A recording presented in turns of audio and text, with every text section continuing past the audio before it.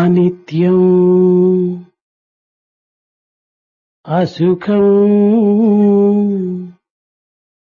లోకం మిమం ప్రాప్య భజస్వమా. విద్యార్థులారా, భారతీయ సంస్కృతి యందు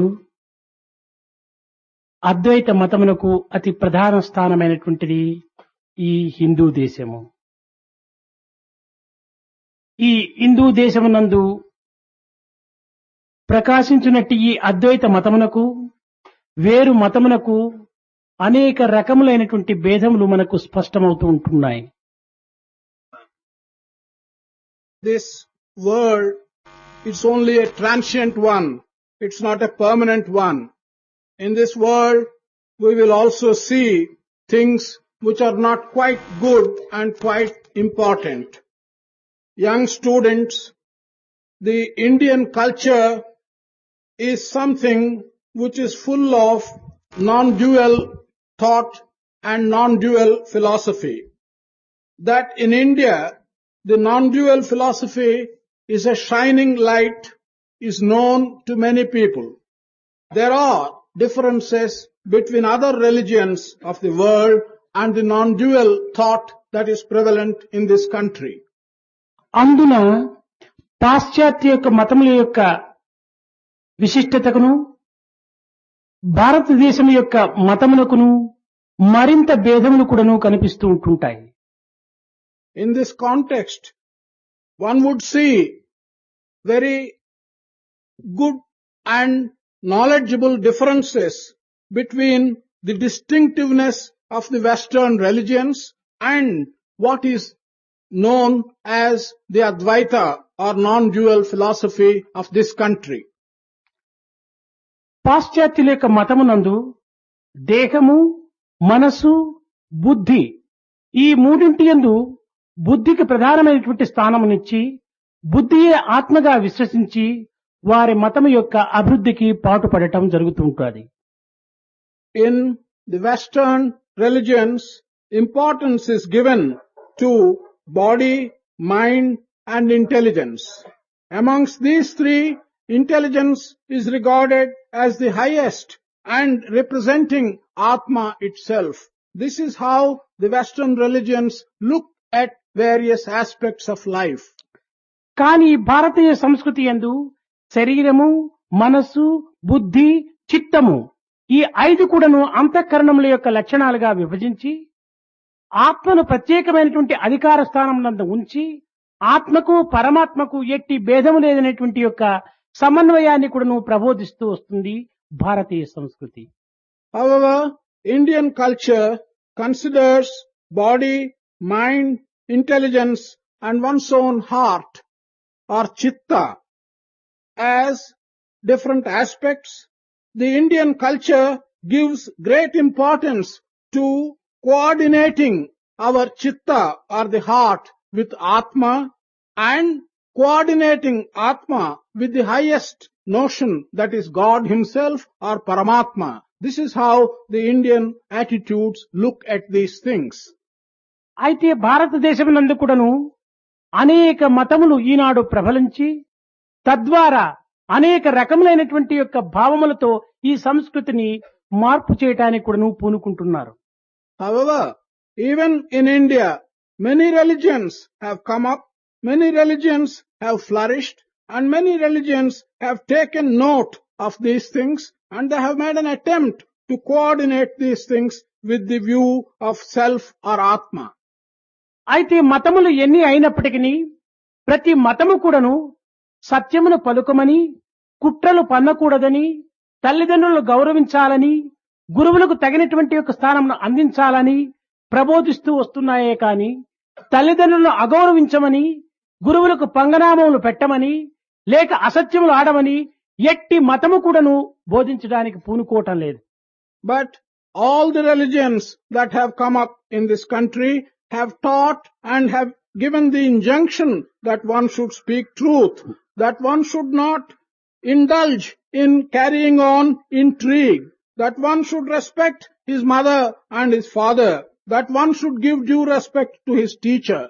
No religion of this country has ever told anyone to give disrespect to the teacher, not to care for one's mother and one's father, and they have always asked them to keep away from intrigue. They have never taught us to speak falsehood. అన్ని మతములు కూడాను తెలియనటువంటి భగవంతుని గురించి మాత్రమే భేదాభిప్రాయం లోపల మాత్రం అల్లకల్లోల పడుతున్నారు కానీ తెలిసినటువంటి యొక్క నీతి నిజాతి యందు ఏ మతము కూడాను ఇందులో భేదాభిప్రాయముకు చోటు ఇవ్వటం లేదు. All the religions are having some different ways of approach and some different ideas about the unknowable God. But they have not differed in essence about things that can be understood, such as truth and such as being good and so on. అయితే ఈనాడు మతములు ఏ సత్యనిత్యమైనటువంటి యొక్క విషయాల్ని ప్రబోధించినో వాటిని మాత్రం ఈనాడు విసర్జించి ఆ మతములు చెప్పనటువంటి యొక్క అన్యాయ అక్రమ అనాచార అసత్యములనేటువంటి వాటిని ఈనాడు ప్రవేశపెట్టి అదే వారి జీవిత లక్ష్యంగా కూడా భావించి ప్రవర్తించడం జరుగుతూ ఉంటుండాలి. Today, it has so come about that whatever has been taught by the religions in the name of truth and in the name of permanent things, those have been forgotten. But such things which have not been taught, such as not to speak truth, such as not to be unjust, such as not to develop bad qualities and so on, these have come to prominence and these are occupying the minds of people. కానీ మతములు చెప్పినటువంటి వాటిని విస్మరించి మతములు చెప్పనటువంటి వాటిని విశ్వసించేటువంటి యొక్క విషయమునందు మనకు ఈ మతములపైన ఎంత విశ్వాసం ఉంటుండాదో ఇందులో స్పష్టమైపోతుండాలి. It's clear that we have no belief, we have no faith in these religions because we are forgetting what the religions have taught in a sense, and we are taking note of and minding such things which the religions have not taught.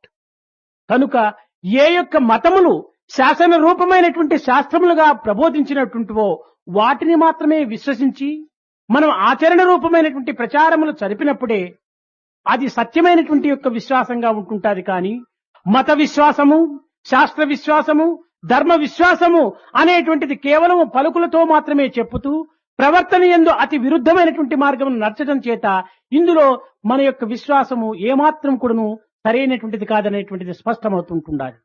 Thus, it is only when we have complete faith in what has been given as the injunction for man's conduct by various religions, and not only to accept them as injunctions but put them into practice, that would be described as proper and unerring faith in these religions. On the other hand, if only we talk about what has been told to us in various religions and in various shastras and don't put it into practice, that shows that we have no faith at all in the injunctions given by religions.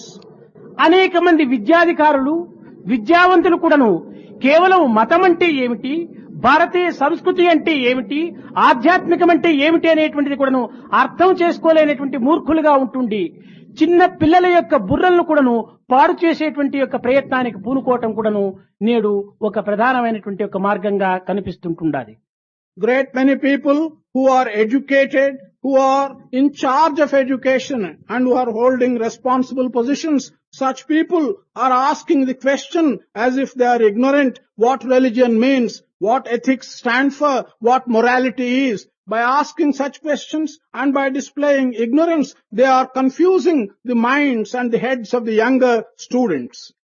కేవలం వీరిదంతా కూడాను book నాలెడ్జిగా కూడాను కనిపిస్తుంటాది కానీ అనుభవంలో ఏమాత్రం కూడాను వారికి పరిచయం లేనట్టుగా తెలుస్తూ ఉంటుండాలి. It is clear from what they ask that whatever knowledge they possess has been derived from reading books and can be described as book knowledge. They do not seem to have any experience at all in their lives. అలాంటి వారు విద్యాధికారులుగా కావటం చేత మన యొక్క భారతదేశం మరింత అట్టడుగునకు దిగిపోతుంటుండాలి. Because such people are in the position of authority regarding education, this country is going further down. కాన ఈనాడు విద్యార్థులు మాత్రమే అట్టి విద్యాధికారులు కూడాను కొంత చక్కని కన్నులు తెరిపించేటువంటి మార్గాన్ని కూడాను మీరు నిరూపించాలనేటువంటి యొక్క ఆశయము నా యందు ఎంతైనా ఉంటుండాలి. So today I have the hope, and I have the hope that the students of today will conduct themselves in a manner by which they would open the eyes of those who are in responsible positions in regard to education. నా ఆశయాలంతా కూడాను యువకుల పైననే ఆధారపడి ఉంటుండాలి.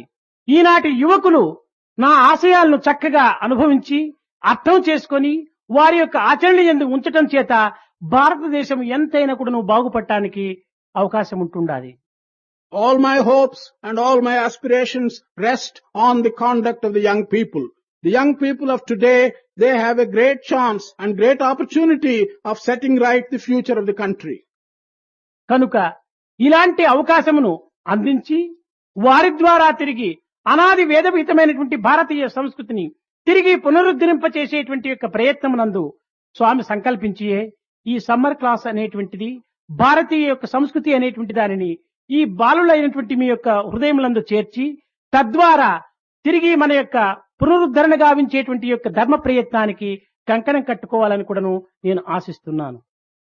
Thus, by handing you the opportunity to you young children of this country and to make you resuscitate your faith in Indian culture, which has its origin in Vedas, which are time immemorial, and thereby help you to put back the traditions, to put back the reputation of this country into its original place, this is my determination. నిజముగా మనము దేనిని సత్యమని విశ్వసిస్తున్నామో, ఏది శాశ్వతమని మనం భావిస్తున్నామో అవి అన్నీ కూడాను క్షణకాలం లోపల కూడాను మార్పు చెందుతూ ఉంటున్నాయి.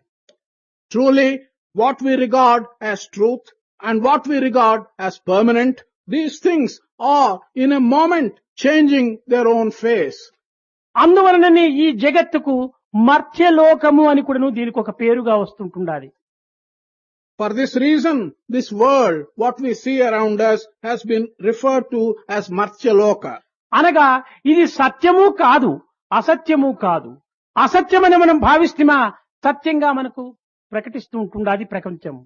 పోనీ ఇది సత్యంగా కనిపిస్తుండాదని మనం విశ్వసిస్తున్నా ఇది కొంతకాలంలో మాయమైపోతుంటుండాది.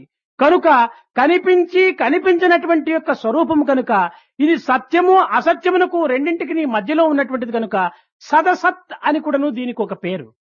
This world, if we think that it is truth, then quickly it will disappear and it will tell you that it is false. On the other hand, if you think that it is false, then you see with your own eyes things around you and you think that it is true. Therefore, it is neither truth nor false. The world is somewhere between the truth and the false. It appears to you as truth. It does not appear to you as truth. That is the reason why this is sometimes called Sat Asat. కనుకనే మనము పగటి పూట చూసినటువంటి దృశ్యము రాత్రి కలలో మనకు కనిపించటం లేదు. రాత్రి కలలో అనుభవించినటువంటి అనుభూతులు పగటి యందు ఏమాత్రం కూడాను మనకు సత్యస్వరూపకంగా గుర్తించడానికి వీలు కాకుండా ఉంటున్నాయి. కనుక మనం ఏది సత్యము ఏది అసత్యము అనేటువంటిది నిర్ణయించుకునేటువంటి పరిస్థితి యందే మన యొక్క భావములు చాలా తబ్బిబ్బైపోతుంటున్నాయి. In this context, what we see in the day, we do not see during our dreams when we sleep. What we see in our dreams when we sleep during the night, we do not see during the day. What is truth and what is falsehood? Our own minds are getting into confusion, unable to decide what is really truth and what is falsehood. ఒక్క నెలలో చూచినటువంటి దేహంలే మరొక నెలలో కూడాను మార్పులు చెందుతూ ఉంటున్నాయి. ఒక్క క్షణంలో పలికినటువంటి యొక్క భావములే మరొక క్షణం లోపల విరుద్ధంగా మారుతుంటున్నాయి. ఒక్క క్షణంలో ఉద్భవించినటువంటి యొక్క తలంపులే మరి క్షణంలో కూడా అవి విరుద్ధంగా కూడాను మారిపోతుంటున్నాయి. ఇలాంటి తలంపులు, ఇలాంటి దేహములు, ఇలాంటి భావములకు నిత్య సత్యములుగా మనం విశ్వసించి ఈ యొక్క మధ్యలోకమునందు జీవించటం చాలా అరుదుగా ఉంటుండాలి. A body which we see at one time changes very quickly even during 1 month. Ideas which you get in one moment do not seem to remain at the next moment. The desires which we get in our mind at this moment seem to vanish altogether at the next moment. Therefore, under these conditions, to regard the desires which we get now, to have the ideas which we get at this moment, and to the body which we see during this month as anything permanent or truth is really false. అందున ఈనాడు లోకమునందు ఎక్కడ చూచిన కూడాను ఏదో మరణ వార్తలని, ఏదో అశాంతికి సంబంధించినటువంటి యొక్క ప్రవర్తనలని, కొన్ని హింసా కృత్యములని, కొన్ని బాధాకరమైనటువంటి యొక్క భావములని అనేక రకములుగా మనము దుఃఖములకు సంబంధించినటువంటివే వినగలుగుతున్నామే కానీ మన హృదయాన్ని ఉప్పొంగింపచేసేటువంటి యొక్క అమృతత్వాన్ని వినేటువంటి యొక్క భావములు కానీ వార్తలు కానీ మనకి ఏమాత్రం కూడాను కనిపించటం లేదు, వినిపించటం లేదు. Today in the world, we are often hearing news about somebody dying somewhere, or some disturbance being caused in some part of the world, or some terror being shown somewhere, or harm being done to people. There is no news which we get generally which causes pleasure to your heart and which tells you things about permanency or immortality. ఈ ప్రపంచము 2 దినముల సంత, మన జీవితము 2 గంటల ఆట, మన దేహమా 2 నిమిషముల నీటి బుడగ. ఇలాంటి యొక్క తత్వము లోపల మనము ఎట్టి సార్థకత్వాన్ని మనం అనుభవించడానికి పూనుకోవాలో మనకు మనమే అర్థం చేసుకోవచ్చును. This world is a drama of 2 days. This life of yours is a drama lasting for 2 hours. This body of yours is just a bubble which will last only for 2 minutes. What is it that we have to regard in this situation as anything of value? దేహమా రోగముల కొంప, మన సంసారమా నల్లుల మంచము, ప్రపంచమా దుఃఖముల యొక్క చేరిక. ఇంకా ఇక్కడ మనకు సంతోషం ఎక్కడ చిక్కుతుంది? Our body is a conglomeration of all diseases. Our life is like a bed which is full of bugs. This world itself is full of various kinds of sorrow. Where are we going to get any happiness in these surroundings? కనుక దేహములు కాని లేక జగత్ సంబంధమైనటువంటి సుఖములు కాని ఇంకా విషయ సంబంధమైనటువంటి వాంఛలు కాని మనకు ఏమాత్రం కూడాను ఆనందాన్ని అందించటం లేదు. ఒక్క ఆత్మాన్వేషణ యందు మాత్రమే సత్యానందం మనకు గుర్తించడానికి వీలవుతుంది. Thus, neither the desires relating to the body nor the desires relating to worldly pleasures or sensual enjoyment is going to give you any happiness or bliss. There is రోగములు, దుఃఖములు, బాధలు ఇవి అన్నీ కూడాను సుఖమనేటువంటి యొక్క డ్రెస్సును వేసుకుని మన వెంటాడి మనల్ని అనేక రకంగా హింసిస్తూ వస్తున్నాయి. the diseases, the troubles, and the various things that cause harm to you, they are dressing themselves as if they look outwardly as pleasures. They are pursuing you and they are causing all kinds of difficulties. మనం వేసుకున్నటువంటి dress అప్పటికప్పుడు మారుస్తుండటం మనకు సహజమే. అదే విధంగానే మనకు చిక్కేటువంటి యొక్క సుఖము కాని ఆనందము కాని లేక ఇంకే విధమైనటువంటి యొక్క ఆహ్లాదం కాని అది డ్రెస్సు వంటిదిగా అప్పటికప్పటికి మాత్రమే ఆనందాన్ని అందించి మరు క్షణము లోపల మనములు అనేక రకములైనటువంటి బాధలకు గురి చేస్తూ ఉంటుండాలి. It is quite natural in the normal course of events that the dress which we put on, we change when it has to be changed. In the same manner, the so-called pleasure and the so-called happiness which we enjoy is only wearing the dress of pleasure and happiness temporarily, and it sheds its dress of happiness temporarily and gives you trouble as soon as that moment is over. నిజంగా ఇట్టి ప్రపంచం లోపల శాంతిగా సంతోషంగా కాలమును గడుపుతున్నారనేటువంటి వ్యక్తిని చూచినప్పుడు చాలా ఆశ్చర్యం వేస్తుంది. Truly, in this world, if you can find an individual who is spending his life in peace and happiness, it will cause a great amazement. ఎంత ధనవంతునికైనా, ఎంత విద్యావంతునికైనా, ఎంత పదవిని అధికారం నందు ఉంచుకున్నటువంటి వానికైనా కూడా ఏదో ఒక బాహ్య దృశ్యమునందు సుఖ సంతోష అనుకూలములుగా ఉండినట్టుగా తాను గోచరిస్తాడే కాని లోపల చాలా బాధ, బాధ్యత, కొన్ని కర్తవ్యముల యొక్క ఒత్తిడి కూడాను అతన్ని అనేక రకములుగా హింసించడానికి పూనుకుంటుంటాది.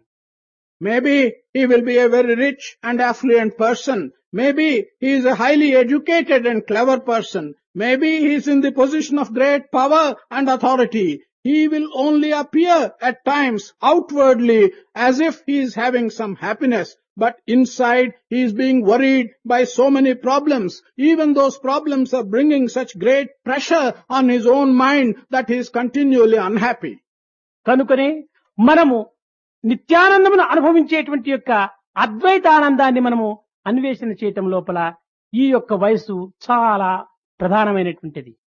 So, if you really want to have bliss, a continual bliss and happiness, then this age is very appropriate for you to think of the non-dual or Advaita philosophy. ఈనాడు ప్రపంచమునందు ఏవి ఉత్తమైనటువంటి కార్యములని మనం భావిస్తున్నామో అవి అన్నీ కూడాను హాస్యాస్పదములైనటువంటి కార్యాలుగా మనకు గోచరిస్తున్నాయి. What you regard in this world today as good and useful deeds, if you really look into them, it looks as if they are funny and they have no value at all. ఇహ పరముల యొక్క భావమును ఏమాత్రము కూడా నువ్వు చింతించక దానికి తగినటువంటి ధర్మ కార్యములైన కూడాను తలంచక ఉండేటువంటి వ్యక్తులు అధిక భాగంగా ఉంటున్నారు. There are many people, it's a great percentage of living beings who do not think either of now or after your death, the life after your present life. Such people are very many in number. కానీ అట్లు చింతించినప్పటికీ తన త్యాగమును చాలా స్వల్పముగా ఉంచుకొని తాము అనేక రకములుగా ఖర్చు పెట్టేటువంటి వాటి యందు ఏమాత్రం కూడాను త్యాగభావం రానివ్వక పరలోక ప్రాప్తి యొక్క నిమిత్తమై ఆచరణ యందు తన యొక్క భావములు చాలా కించిత్ పరుచుకునేటువంటి యొక్క వ్యక్తులు కూడాను అధికంగా ఉంటుంటారు. Even if they think sometimes about these matters, the people who do not understand what it is to sacrifice, what it is to give up various things in the performance of their duties, such people are very few indeed. అలాంటి వారిని చూచి మనము చాలా గొప్పవారుగా మనం భావిస్తుంటున్నాం. When we look at such people, we regard them as very great persons. తన యొక్క భోగ భాగ్యముల కోసమని తన యొక్క దేహాలంకారముల నిమిత్తమై లక్షల కొలది కూడాను తాను పాడు చేసినటువంటి వారిని మనము మహాబుద్ధివంతుడిగా మనం విశ్వసిస్తున్నాము. Looking at people who spend all their time and wealth in acquiring pleasure for themselves, in decorating their own bodies and beautifying their bodies, we look at such people, we think that they are very great people and they are very intelligent people. కాలము కదులు కొలది కాయము మారు కొలది కర్తవ్యాన్ని గుర్తించక వాంఛనయందు తన యొక్క జీవితమును అంకితం చేసినటువంటి వ్యక్తులను పెద్దవారిగా మనం భావించి గౌరవిస్తున్నాం. As time goes on and as bodies grow older and older, we are looking at people who spend their time and money in fulfilling their sensory desires, and we are thinking that they are great men and that they are men worthy of our emulation. క్షణ క్షణమునకు కూడాను మృత్యువు ముఖము లోపల నృత్యము చేయుచున్నటువంటి యొక్క కాయములను అనేక రకములుగా మనము జన్మోత్సవాలు జరుపుకొని ఆనందపడుతున్నాం. Every moment after moment, death is staring in the face of an individual.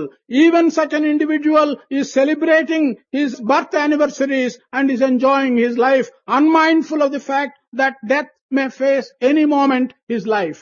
మరో నిమిషం ఏమి జరుగునో అనేటువంటి యొక్క సత్యాన్ని గుర్తించకుండా వర్తించేటువంటి ఇలాంటి వ్యక్తుల యొక్క తత్వాలు మనం ఏమని అర్థం చేసుకోవాలో మనకు సాధ్యం కాకుండా ఉంటుండాలి.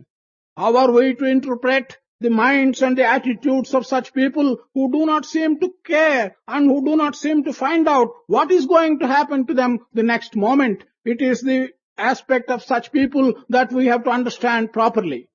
పాము నోట చిక్కినటువంటి కప్ప తన ప్రాణమును ఏ నిమిషములందో వదలడానికి సిద్ధంగా ఉన్నాననేటువంటి సత్యాన్ని గుర్తించక తాను ఏదో కొన్ని పురుగులు తినడానికని తాను ప్రాకులాడుతుంటాది.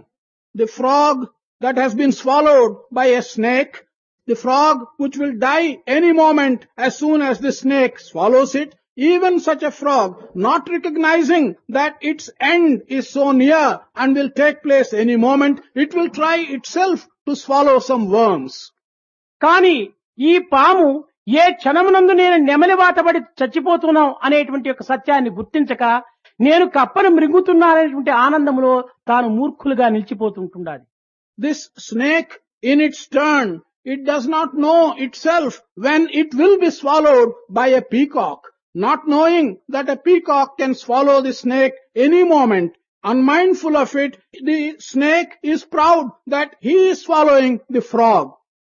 కానీ మరో నిమిషంలో నా ప్రాణం ఏమవుతుందో అనేటువంటి సత్యాన్ని గుర్తించక ఈ నెమలి తాను ఏదో పామును తింటున్నట్టుగా భావిస్తుంటుంటాది. కానీ వెనుకనే వేటగాడు ఆ యొక్క నెమలి పైన గురి పెట్టుకుని ఉంటుంటాడు. In the same context, the peacock does not know what is going to happen to its own life the next moment. A hunter is chasing it from behind. Peacock does not know what the hunter will do to it, but in its turn, it is very proud that the peacock is following the snake. అదే విధంగానే ఈనాడు లోకములో ఒకరిని ఒకరు మింగడానికై ప్రయత్నం చూస్తున్నారే కాని తామును ఎవరు మింగుతున్నారో అనేటువంటి యొక్క దీనిని తాను గుర్తించుకోవటం లేదు. కాలకాల ప్రపన్నానాం కాలాకింన కరిష్యతి. కాలమును మృంగేటువంటి వాడిగా ఉండినటువంటి నీవు కాలము చేత మృంగబడుతున్నారనేటువంటి రీతిగా భావించుకోవటం అదే పెద్ద అజ్ఞానం. In this world, each one is following another. That another person is following yet another. Each one thinks that he can swallow another, but does not know that someone else will swallow him. In this context of the world, to think that you are swallowing the time, whereas the time is there to swallow you at one moment or another, is great ignorance on your part. నీవు శరీర మానసిక చిత్తముల యందు నీవు భ్రాంతిని పెట్టుకోవటం చేతనే నీవు కేవలము ఈ కాలమునకు లోబడినటువంటి వాడిగా నీవు భావిస్తున్నావు. కాని ఈ శారీర మానసిక చిత్తములకు అతీతమైనటువంటి యొక్క ఆత్మస్వరూపుడిగా నీవు విశ్వసించినప్పుడు ఈ మరణము కూడాను నీకు ఒక అమృతత్వంగానే కూడాను గుర్తించుకోవడానికి అవకాశం చిక్కుతుంది. Because you are so much entangled in the aspects of body, of mind and of your own intelligence, you are feeling that you are subordinate to this time and that the time will swallow you. However, if you can develop an aspect by which you feel yourself above these aspects of body, mind and intelligence, it will be possible for you to control your death and regard your own death as something which is part and parcel of your own evolution. కనుకనే మనము ఈ యొక్క దేహములతో ఈ యొక్క లోకములో రావటం చేతనే ఈ లోకములో మనము ఒక భాగాన్ని వహించటం చేత ఈ భాగములో ఉన్నటువంటి సత్యాన్ని మనం గుర్తించడానికి తగిన ప్రయత్నం సలపటం యువకుల యొక్క ప్రధానమైనటువంటి లక్ష్యం. We have come with this body as a part of this world. So long as you remain with this body as a part of this world, it is the duty of the young people to understand and inquire the truth behind all this. What is the body and what is your relationship to the world? This is your duty. ప్రాతకాల స్వరూపమైనటువంటి ఈ యొక్క యువకుల యందు అనేక రకములైనటువంటి యొక్క ఆధ్యాత్మిక విత్తనములు నాటి తద్వారా ఈ లోకమును తిరిగి పునరుద్ధరణ చేయటానికని కంకణం కట్టుకోవటమే సాయి సంకల్పం. In the minds of the youth, which are like the morning of the day, to sow the seeds of Adhyatma or the desire for acquiring spiritual knowledge, this is the determination of Sai. భావి భారతోద్ధారకులు కావటానికి మీరు అతి సరైనటువంటి వయస్కులు. Your age is the appropriate age at which you can hope to become the future pillars of this country. సాయంకాల సమయ స్వరూపులైనటువంటి పెద్దలకు చెప్పి ఇందులో ప్రయోజనం ఉండదు. కనుకనే మీరు యువకులుగా ఉండటం చేత ఈ నెల దినములు కూడా జరిగేటువంటి యొక్క భారతీయ సంస్కృతియే కాక పాశ్చాత్య సంస్కృతి అన్ని మతముల యొక్క అభిప్రాయములు కూడాను మీకు అందించి ఈ సత్య స్వరూపాన్ని మీరు సమన్వయపరిచేటువంటి యొక్క ప్రయత్నం లోపల మిమ్మల్ని రూపొందింప చేయటమే ఈ యొక్క సమావేశముల యొక్క అంతరార్థం. There is no use preaching such things to elderly people whose minds are like the evening part of the day. Therefore, during this 1 month which starts today, young people will be told things about Indian traditions and Indian culture. Not only about Indian traditions and Indian culture, they will also be told about what is good in Western traditions and Western culture. In fact, they will be told about all the great religions of the entire world. This is the purpose of constituting the various organizations in this summer school. కాన ఈ నెల దినములు కూడాను మీరు ఎట్టి అనానుకూలములు జరిగినప్పటికీ కొన్ని సరైనటువంటి సదుపాయములు మీకు లేకపోయినప్పటికీ మేము జన్మించటం కేవలము భారతదేశమునకు మా యొక్క జీవితమును అర్పితం చేసి ఈ భారతదేశం యొక్క సత్కీర్తిని నిలబెట్టడం నిమిత్తమై ఈ కాయములు ధరించామనేటువంటి సత్యాన్ని మీ హృదయమునందు ప్రతిష్ఠింప చేసుకొని ఈ కష్టములకు నష్టములకు అనానుకూలములకు మీరు ఏమాత్రం కూడా చెలించక భ్రమించక మీరు ఈ సత్యస్వరూపమైనటువంటి యొక్క భావాన్ని మీ యొక్క జీవితమునందు ప్రవేశింప చేసుకోవాలని కూడాను నేను ఆశిస్తున్నాను. During this 1 month, there may be inconveniences that will be caused to you. You may not be able to get all the comforts that are normally available to you. But In spite of these inconveniences and lack of comforts, you should regard yourself and be proud that you have been born in India and that you will be given the chance of maintaining and resuscitating the Indian glory and the Indian culture. This truth must get into your mind, and you must be able to get the reputation out of the situation that you have here without wavering your mind and without letting your mind wander from this one ultimate aim of truth.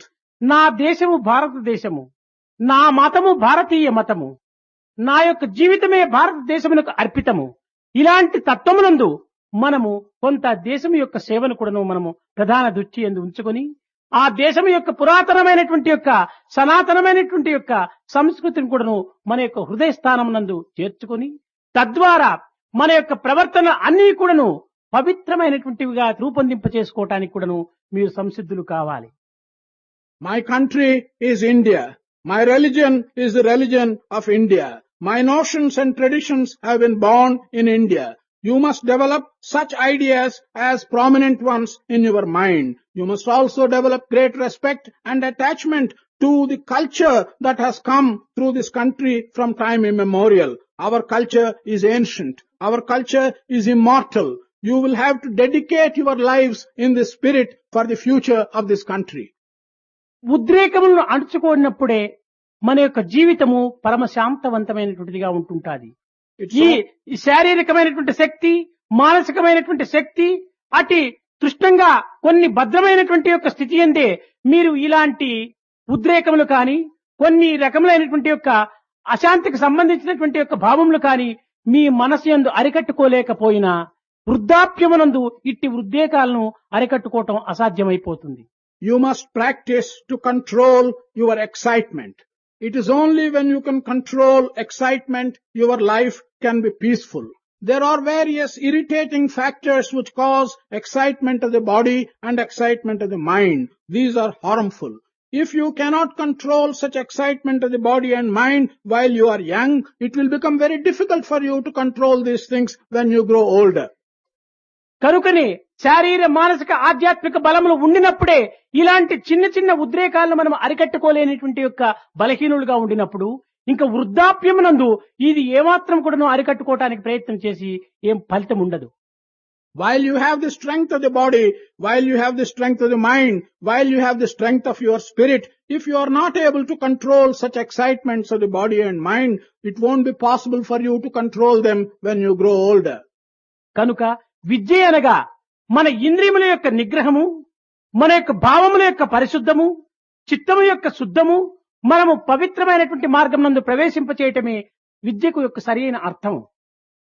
Education has got its proper meaning only if you are able to use that education for controlling your organs, for setting your ideas on the right path, for keeping your mind quite clean. If you are able to do that, then the education which you have got has got an appropriate meaning.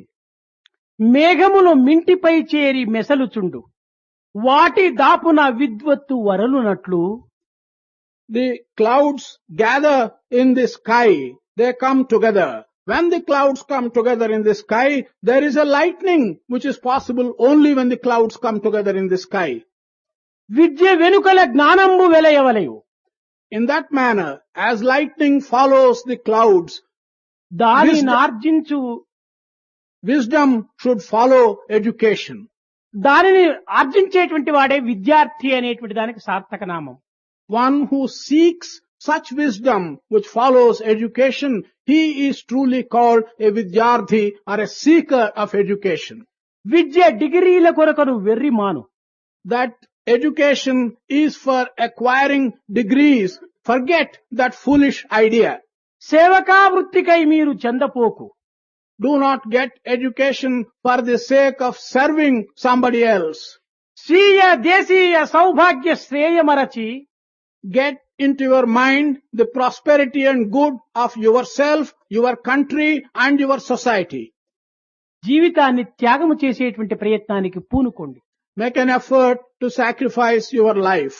అంతేకాని మనము తెల్లవారనిది మొదలు పరుండేంత వరకు కూడాను ఏదో ధనార్జన నిమిత్తమై మనం ఆర్జించినటువంటి విద్యనంతా కూడాను అమ్ముకునేటువంటి ప్రయత్నానికి పూనుకోకూడదు. Do not take the path of selling what education you have got for the purpose of earning little money from morning till evening.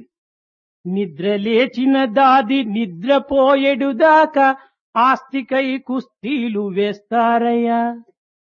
రూపాయి కోసమై లోపాయికారిగా అడ్డమైన గడ్డి తింటారయ్యా. From the time you wake up till the time you go to bed, you do all kinds of things and even wrestle for the purpose of getting a little money or property. For the sake of a rupee, you are telling lies, you are doing all kinds of things throughout the day. ధనము కోసము దైవ ధ్యానాలు బోనాలు కోటి పన్నాగములు పన్నీరయ్యా. For the sake of money, you have so many different plans, you have so many different intrigues involving God himself and man. రంగ లింగాయంచు దొంగ మొక్కులు మొక్కి పంగనామము ప్రజకు పెడతారయ్యా. Such people who are after money, they are all the time repeating the name of the Lord, but are intriguing while uttering the name of the Lord to deceive the Lord himself. ఇతరులెరుగకగిన ఈశ్వరుండెరుగడా తగిన ఫలమును అనుభవిస్తారయ్యా. Even if others who listen to these songs do not understand, does not God understand what you really mean when you make such fake offerings? కనుక మనము ఎవ్వరికి ఎన్ని రకములైనటువంటి యొక్క మోసములు కాని దగాలు కాని కుట్రలు కాని ఇంకా అనేక రకములైనటువంటి యొక్క దీనిని మనం మోసగించినప్పటికీ దైవమును మాత్రం మోసగించడానికి వీలు కాదు. దైవము నీ హృదయవాసి.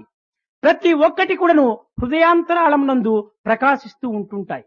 You may succeed in deceiving various people.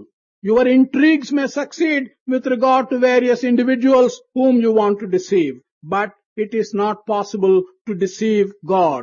మన భారతీయ సంస్కృతి యందు చిత్రగుప్తుడు అనేటువంటిది కూడాను మీరు విని ఉంటుంటారు.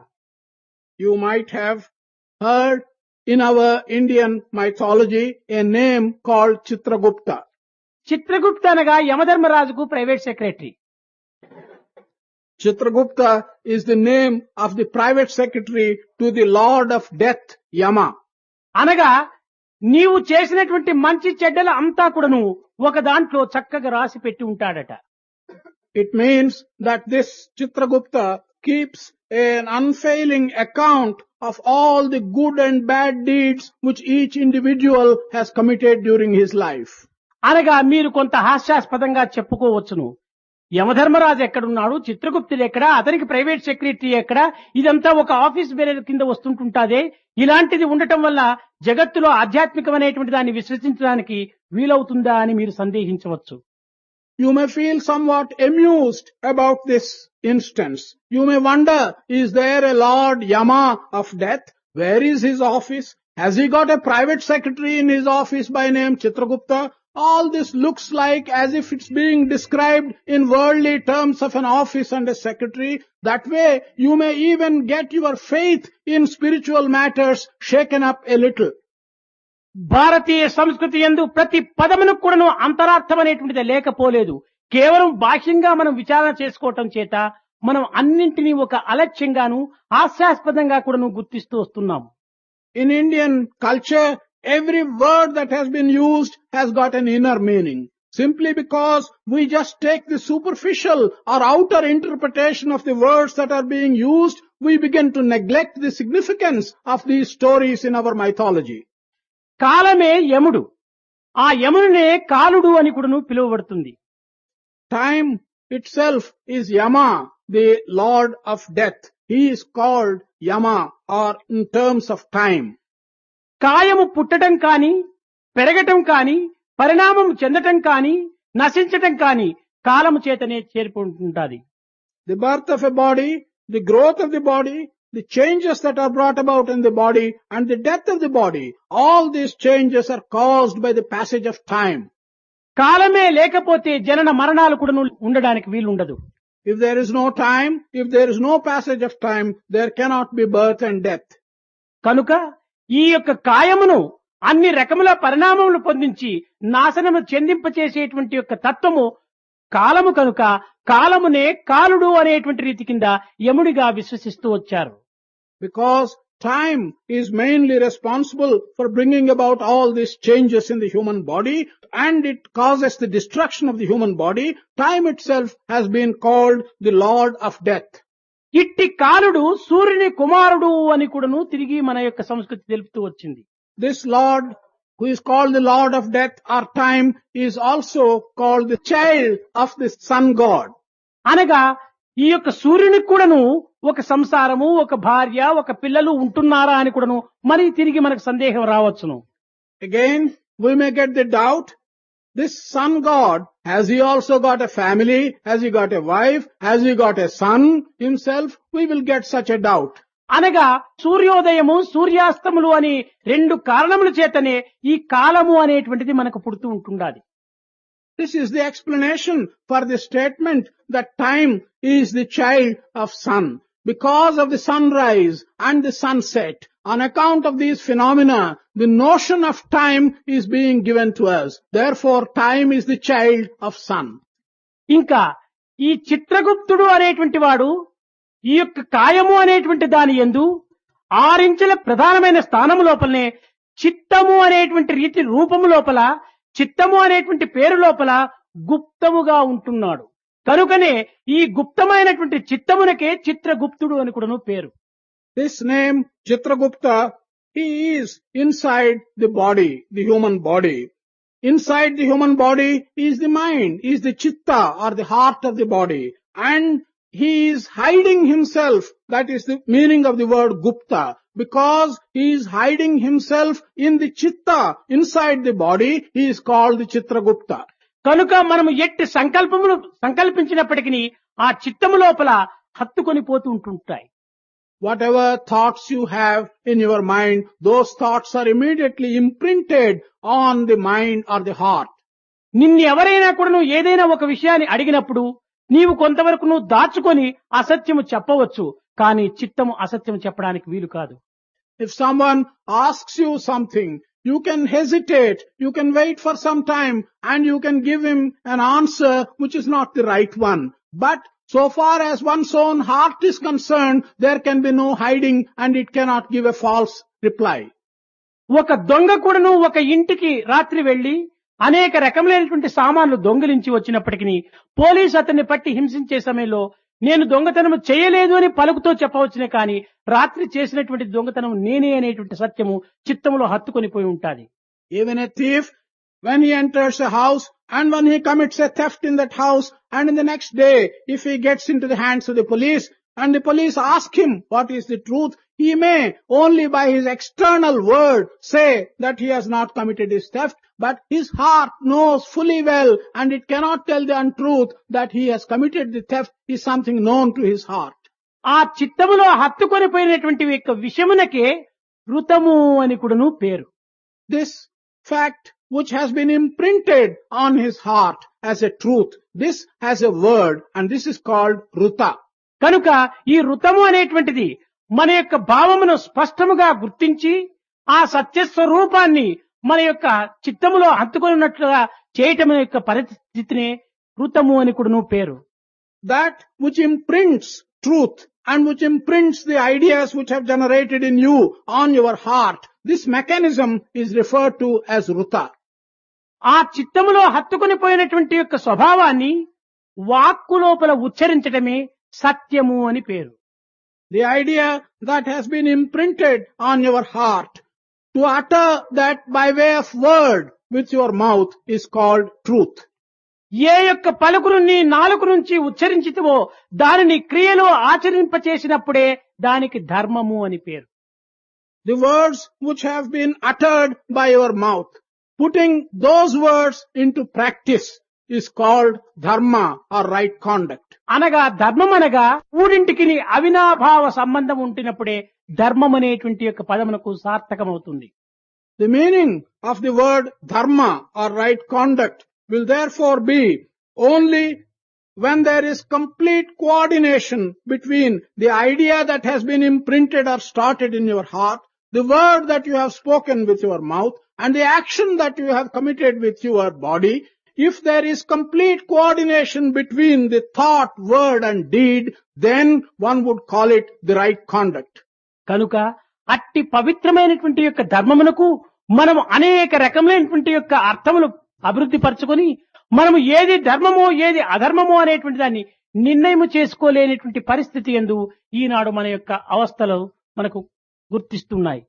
Today, we have not been able to understand this sacred dharma and its full meaning. We have given to them various interpretations to suit ourselves. This is the unfortunate position in which we are today, without being able to decide what is right and what is wrong. దివ్యాత్మ స్వరూపులారా, గురు శిష్యుల యొక్క సాంప్రదాయమును పురస్కరించుకొని మన భారతీయ సంస్కృతి లోపల భజ గోవిందం అనేటువంటి యొక్క ఇది అతి ప్రఖ్యాతిమైనటువంటిది. అది జీవులకు అతి ప్రధానమైనటువంటిది. ఇలాంటి వయస్కులకంతా కూడాను అది చాలా శక్తివంతమైనటువంటిది కనుక రేపటి నుంచి భజ గోవిందం అనేటువంటి దీనిలో 30 శ్లోకములు జగద్గురులైనటువంటి శంకరాచార్యుల వారు, ఆదిశంకరులు తమ యొక్క శిష్యుల ద్వారా తమ ద్వారా లోకానికి అందించినటువంటి పరమ పవిత్రమైనటువంటి యొక్క నీతి ఆ భజ గోవిందంలో ఉంటుంటాది. కనుక ఈ 30 దినములు కూడాను ఒక్కొక్క శ్లోకములకు ఒక్కొక్క సరైనటువంటి యొక్క అర్థాన్ని బోధించి ఈ యొక్క భజ గోవిందం యొక్క సార్థకాన్ని కూడాను మీకు అందించాలనేటువంటి సంకల్పము నాలో చాలా అధికంగా ఉండటం చేత రేపటి నుంచి ఒక్కొక్క శిష్యుడు ఏ ఏ సమయమునందు ఆ భజగోవిందం అనేటువంటి శ్లోకమును ఉచ్చరించి ఆ భజగోవిందం యొక్క సార్థకతను, ఆ భజగోవిందం యొక్క అంతరార్థాన్ని ప్రపంచమునకు వ్యాపింపచేశాడు అనేటువంటి దాన్ని రేపటి నుంచి నేను ప్రారంభిస్తున్నాను. Divyatma Swarupas, young students, it is something very distinctive in our Guru-Sishya relationship of our traditional way of thinking, the teacher-taught relationship. In this, the Bhajagovindam has got a very special significance. Bhajagovindam gives something very happy to all living beings. Adi Shankara had written 30 verses by the name of Bhajagovindam, and he has handed it over to the whole world through himself and through his disciples. Therefore, because of its importance, in the next 30 days, I wish to take each verse out of this Bhajagovindam, 30 verses, and tell you how each disciple used the verse and propagated the contents of that verse in this world. This will be something which I wish to do in the next 30 days. ఈ 30 శ్లోకముల లోపలనే ముల్లోకాలంతా కూడాను ఇమిడి ఉంటున్నాయి. In these 30 shlokas are contained all the 3 different worlds of this universe. ఇది కేవలము వేద, శాస్త్ర, ఇతిహాస, పురాణముల యొక్క ప్రమాణముల యొక్కను ఈ శ్లోకము లోపల ప్రత్యక్షమైనటువంటి స్వరూపకంగా నిరూపణ అవుతుంటున్నాయి. All the contents and the pramanas of the Vedas and of all the Shastras are contained in an explicit manner in these 30 verses. ఈనాడు మీకు ఎక్కువగా శ్రమగా ఉండవచ్చును. మొదటి దినము కొన్ని అన్ని రకములైనటువంటి అనానుకూలములు కూడాను మీకు కొంచెం ఉండవచ్చును.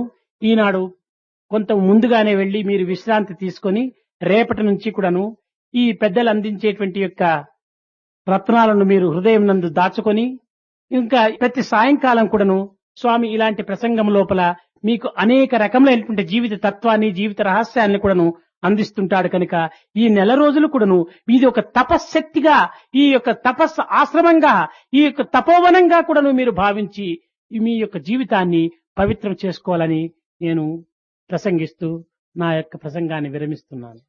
Today is the first day. Maybe you are tired. Maybe there have been minor inconveniences. So it is better you go and take rest. But from tomorrow, many elders will be speaking to you about various things. Whatever they convey to you, you should take them as gems and preserve them in your heart.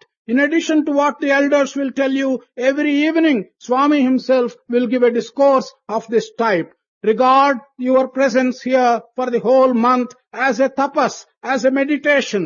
Take this as an ashram or a tapovana and sanctify your lives. This is my hope and this is my blessing to you. Satyam gnanamanantam brahma satyam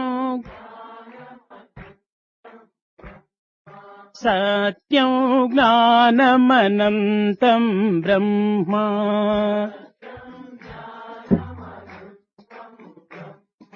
సత్యం జ్ఞానమనంతం బ్రహ్మ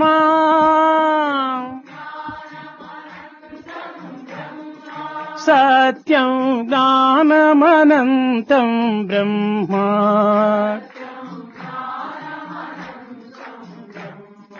సత్యం బ్రహ్మ జ్ఞానం బ్రహ్మ అనంతం బ్రహ్మ సత్యం జ్ఞానమనంతం బ్రహ్మ సత్యం జ్ఞానమనంతం బ్రహ్మ సత్యం జ్ఞానమనంతం బ్రహ్మ సత్యం జ్ఞానమనంతం బ్రహ్మ సత్యం బ్రహ్మ జ్ఞానం బ్రహ్మ అనంతం బ్రహ్మ సత్యం జ్ఞానమనంతం బ్రహ్మ సత్యం జ్ఞానమనంతం బ్రహ్మ సత్యం జ్ఞానమనంతం గోవిందేతి సదా స్నానం గోవిందేతి సదా గోవిందేతి సదా జపం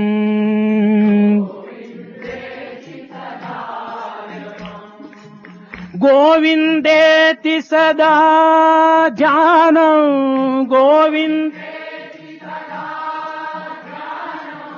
సదా గోవింద కీర్తనం సదా సదా గోవింద కీర్తనం సదా గోవిందేతి సదా స్నానం గోవిందేతి సదా గోవిందేతి సదా జపం గోవిందేతి గోవిందేతి సదా ధ్యానం సదా గోవింద కీర్తనం సదా గోవింద కీర్తనం సదా గోవిందేతి సదా స్నానం గోవిందేతి సదా జపం హే శివశంకర నమామి శంకర శివశంకర శంభో హే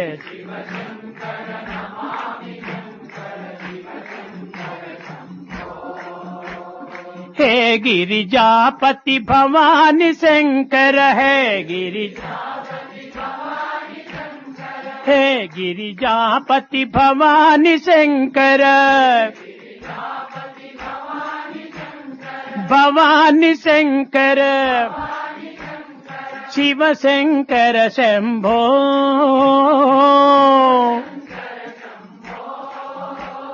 शिव शंकर शंभो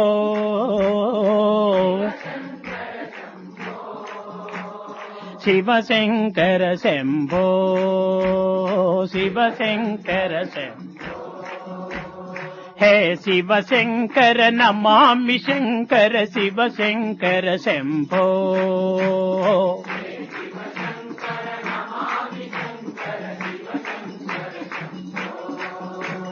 हे गिरिजापति भवानी शंकर है गिरिजापति हे गिरिजापति भवानी शंकर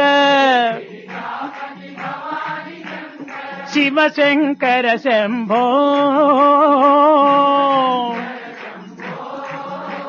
शिव शंकर शंभो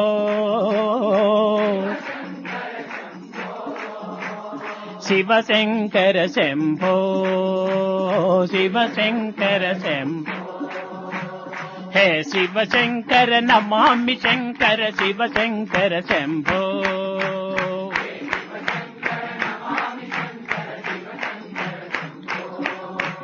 హే శివశంకర నమామి శంకర శివశంకర శంభో హే శివశంకర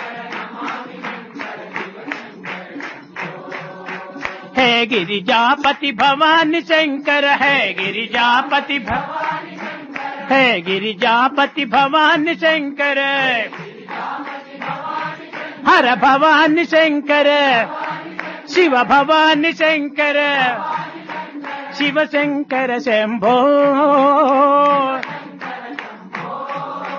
శివశంకర శంభో శివశంకర శంభో శివశంకర శంభో హే శివశంకర నమామి శంకర శివశంకర శంభో